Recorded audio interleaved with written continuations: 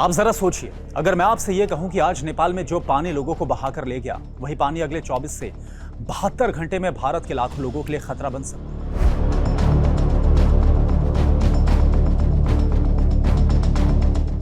अगर मैं ये कहूं कि यह कहानी सिर्फ नेपाल की नहीं है, तिब्बत से शुरू होती है, नेपाल के पहाड़ों से गुजरती है और आखिर में बिहार और उत्तर प्रदेश के मैदानों तक पहुंचती है।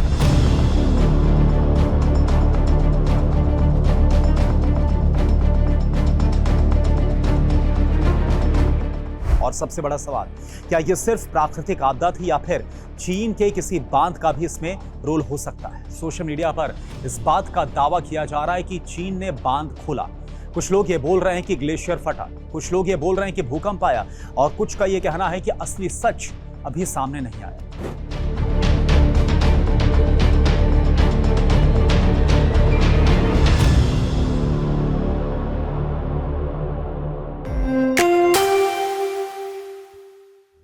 तो आज के इस वीडियो में हम इस पूरी नदी का पूरा रूट मैप समझेंगे, इतिहास को समझेंगे, नेपाल में कहां-कहां पर तबाही आई, भारत में किन जिलों पर खतरा मंडरा रहा है और चीन वाले दावे में कितना सच है, कितना झूठ है, ये बताएंगे। क्योंकि ये सिर्फ एक फ्लैश फ्लड नहीं, हिमालय की सबसे डरावनी चेतावनी में से एक हो सकती है। नमस्कार, आपके साथ मैं हूं करुणाशंकर शर्मा और शुरुआत करते हैं। सबसे पहले आप नेपाल को कुछ इस तरीके से समझिए। ये जो मैप आपको नजर आ रहा है, अगर आप यहां देखेंगे तो नेपाल के ऊपर अगर आपको नजर आएगा तो आपको तिब्बत नजर आएगा और नेपाल के नीचे क्या है? भारत है, जैसा आप देखेंगे। और बीच में आपको नेपाल और ये पूरी हिमालयन बेल्ट, यहां पर ग्लेशियर्स आपको नजर आएंगे। जी हाँ, हिमालय की ऊंची ऊंची पहाड़ियां और इसी उत्तर वाले हिस्से में, ये जो उत्तर वाला हिस्सा है, यहीं पर पूरी तबाही हुई है। तो सवाल यह है कि तबाही कहां से शुरू हुई?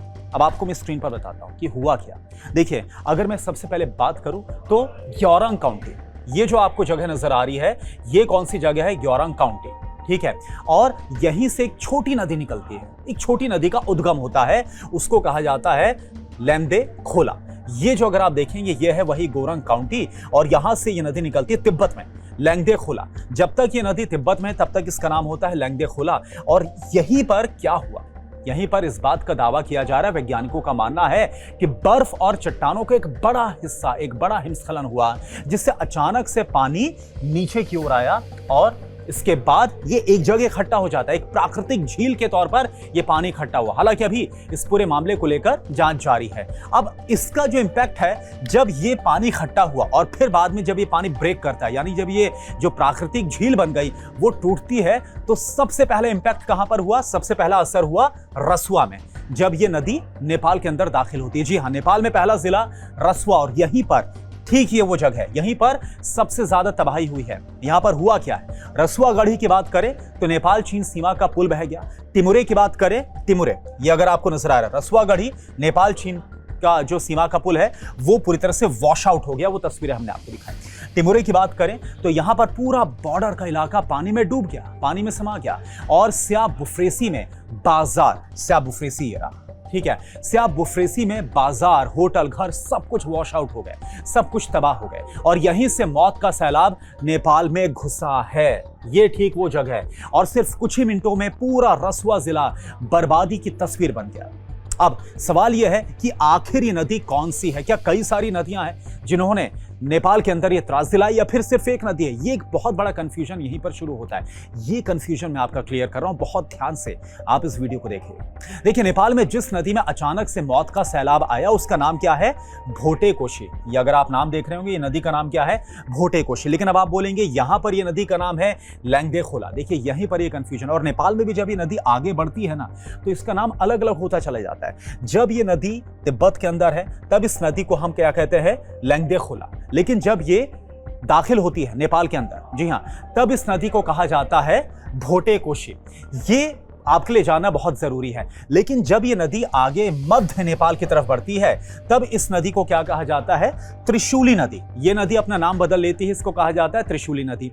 और फिर जब दक्षिणी नेपाल की तरफ ये नदी जाती है, तब ये त्रिशूली नदी का ही जो नाम हो जाता है वो हो जाता है नारायणी नदी। और जब ये भारत में दाखिल होती है, ठीक इस जगह पर वाल्मीकि नगर बैराज, ये जो आपको नजर आ रहा है, यहां पर फिर ये नदी हो जाती है गंडक नदी। भारत के प्रवेश के साथ ही इसका हो जाता है गंडक नदी नाम।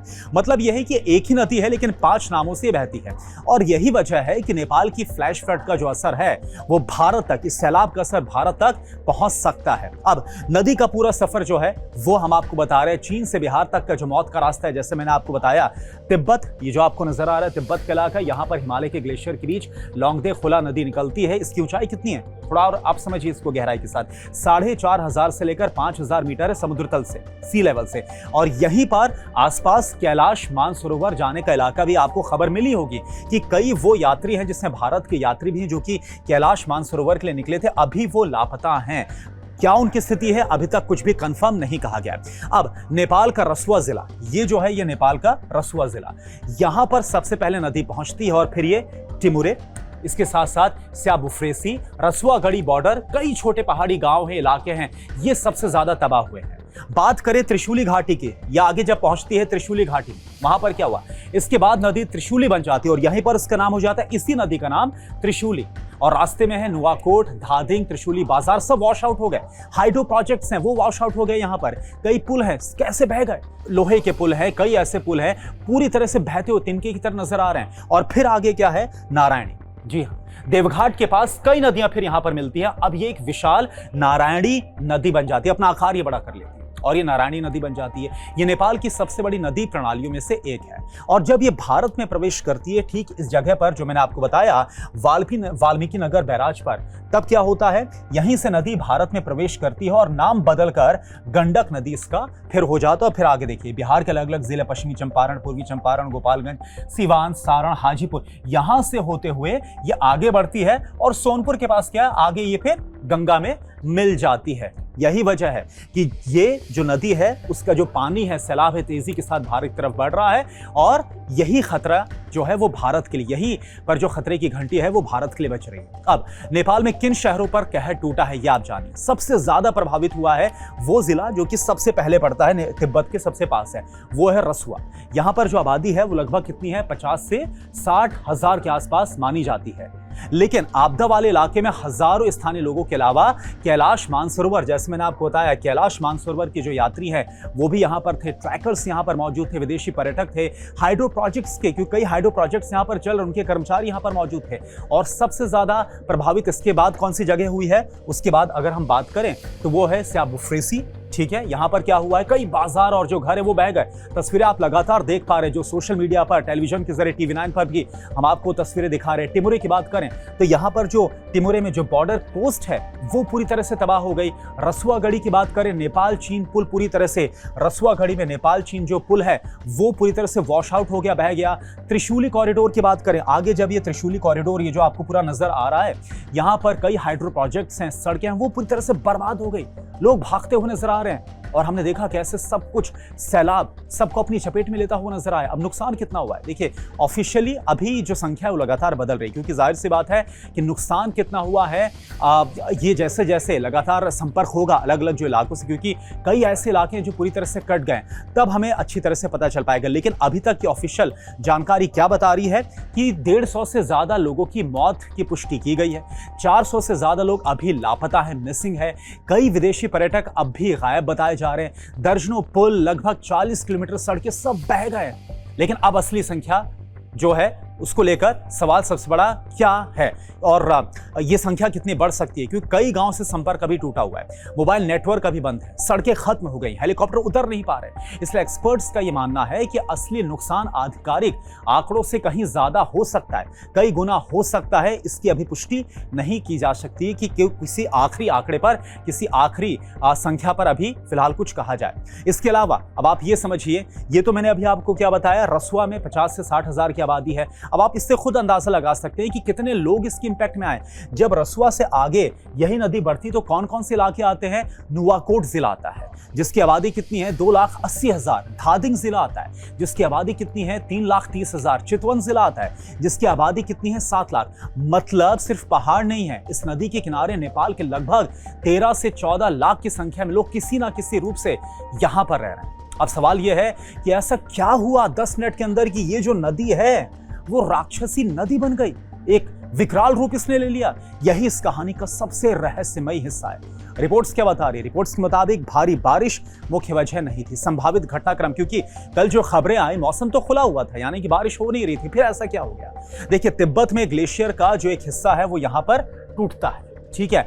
बर्फ और चट्टानों का विशाल हिमस्खलन होता है, सब आकर नीचे गिरते हैं। इससे नदी अचानक से, ये जो नदी यहां पर है, ठीक इस जगह पर अगर आप देखेंगे, यहां पर एक जो प्राकृतिक झील है बस वो यहां पर बन जाती है। और बस फिर क्या हुआ, जैसे जैसे पानी का जो दबाव है वो इस झील पर बढ़ता चला गया, क्योंकि काफी देर तक तो जाहिर सी बात है वो उस पानी के दबाव को झेल नहीं सकता था। जो वहां पर मलबा आ गया था, जो हिमस्खलन हुआ था, वो टूट गई और लाखों टन पानी फिर यहीं से, लाखों टन जो पानी है वो फिर मलबे के साथ नीचे, आपने देखा किस तरह से जो मलबा है, पहाड़ की चट्टानें, वो नीचे की तरफ आ रहा है। इसे वैज्ञानिक भाषा में ग्लेशियर लेक आउटबर्स्ट कहा जाता है। ग्लेशियर लेक आउटबर्स्ट फ्लड यानी क्लॉफ अगर इसको हम बोले, या ग्लेशियर जनित फ्लैश फ्लड इसको कहा जाता है। ये वैज्ञानिक भाषा में मैं आपको बता रहा हूं इसकी टर्मिनोलॉजी क्या है।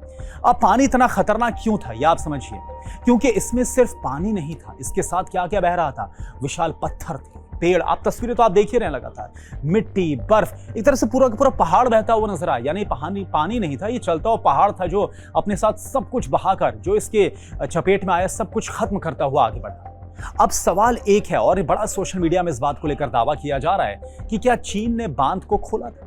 सोशल मीडिया में लाखों लोग क्या बोल रहे हैं? चीन ने बांध को खोल दिया और इससे ये तबाही आई। लेकिन सच क्या है? अभी क्या इस बारे में पुष्टि हो पाई है? अभी तक फिलहाल तो इस बारे में लेकर पुष्टि नहीं हुई है। लेकिन अभी तक क्या हुआ है? नेपाल सरकार ने पुष्टि नहीं किया, भारत सरकार ने भी ऐसा नहीं कहा कि चीन की तरफ से कोई बांध खोला गया। चीन ने भी बांध खोलने की बात स्वीकार नहीं की है।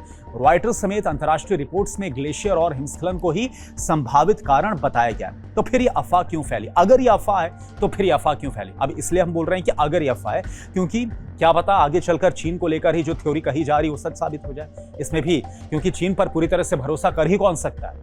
क्योंकि वीडियोस देखकर लोगों को लगा कि जैसे बांध टूट गया हो, इतना पानी कैसे आ सकता है एक साथ? और सच ये भी है कि तिब्बत में कई हाइड्रो प्रोजेक्ट्स मौजूद हैं। इस फ्लैश फ्लड का कारण किसी मानव निर्मित बांध को अभी तक आधिकारिक रूप से नहीं बताया गया है, जो कि चीन से जोड़ा जा रहा है। तो क्या संभावना पूरी तरह से खत्म हो जाती है चीन को लेकर? ये भी हम बोलेंगे नहीं, पूरी तरह से चीन को लेकर ऐसा नहीं कहा जा सकता, क्लीन चिट नहीं दे सकते कि चीन ने ऐसा नहीं किया। अभी फिलहाल इसको लेकर जांच हो रही, क्योंकि अभी प्राथमिकता क्या है?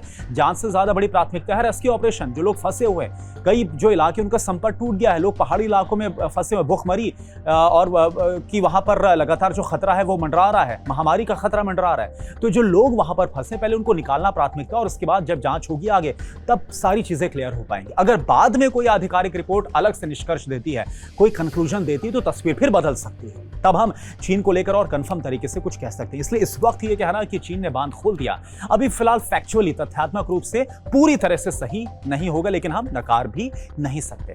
अब बात एक और बहुत बड़े खतरे की, क्या भारत खतरे में है? ये सबसे अहम हिस्सा है। नेपाल का पानी सीधे भारत में आता है, जो मैंने आपको यहां पूरा समझाया मैप के जरिए भी, कि जो देवघाट है इसके बाद ही जब भारत में दाखिल होता है तो ये कहां पर जाता है? ये बिहार के अंदर दाखिल होता है, और कई जो यूपी के जिले हैं वो भी इसके इंपैक्ट में आते हैं। और देखिए, इस त्रासदी से जुड़ा एक बहुत बड़ा खतरा भी मैं आपको बताऊं, भविष्य को लेकर जाहिर किया जा रहा है एक्सपर्ट्स की तरफ से। जो नेपाल में ये जो हिमालय क्षेत्र है, अगर इसकी बात करें तो यहाँ पर बड़ी संख्या में, हजारों की संख्या में जो एक्सपर्ट्स हैं, उनका कहना है कि यहाँ पर ग्लेशियर्स मौजूद हैं। यानी कि एक्सपर्ट्स ये बोल रहे हैं कि जो हिमालय का क्षेत्र है, लगातार यहाँ पर बहुत ज्यादा गतिविधि देखने को मिल रही है, बहुत ज्यादा हलचल देखने को मिल रही है। आप देखिए, आपके पास एग्जाम्पल हो गए। इस बार भी क्या हुआ, ये जो ग्लेशियर है वो फटा। 2025 में बीते साल क्या हुआ, तब भी ग्लेशियर फटा। यानी कि एक्सपर्ट्स का ये कहना है कि आने वाले वक्त में ये जो पूरे ग्लेशियर्स मौजूद हैं, ऐसी घटनाएं बढ़ सकती हैं। यानी जो खतरा है वो नेपाल के साथ साथ भारत के लिए भी, जब यहाँ पर जो ग्लेशियर्स मौजूद हैं, अगर वैसा ही कुछ देखने को मिलता है, क्योंकि हिमालय क्षेत्र में बहुत तेजी के साथ बदलाव वहां पर देखने को मिल रहा है, तो अगर ऐसा होता है तो नेपाल के साथ साथ भारत के लिए भी आने वाले भविष्य में बड़ा खतरा हो सकता है। तो कुल मिलाकर इस वीडियो के जरिए हमने समझा कि जो ये मौजूदा त्रासदी आई है तब क्या हुआ था, और इसके बाद भविष्य में कितना बड़ा जो खतरा है वो बना हुआ है, और साथ साथ इस त्रासदी में क्या कारण रहे हैं, और क्या भारत इस त्रासदी की चपेट में भारत भी वैसे ही आएगा जिस तरीके से नेपाल आया है। इस वीडियो में आज हमने आपको समझाने की कोशिश की है। नमस्कार।